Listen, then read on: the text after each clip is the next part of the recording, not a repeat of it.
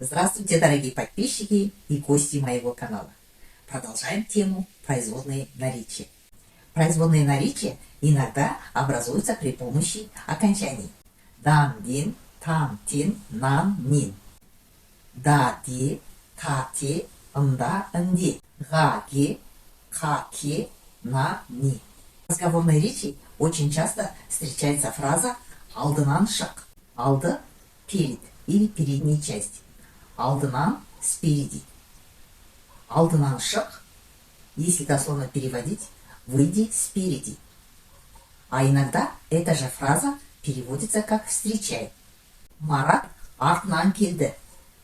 Арты – зад или задняя часть, артынан – сзади.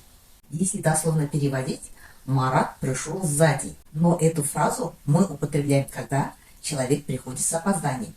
А в нашем случае Марат пришел позже всех. Жазда демаламыз. Жаз – лето, жазда – летом. Летом отдыхаем. Жанында не бар? Рядом что находится? Төменге түсейік.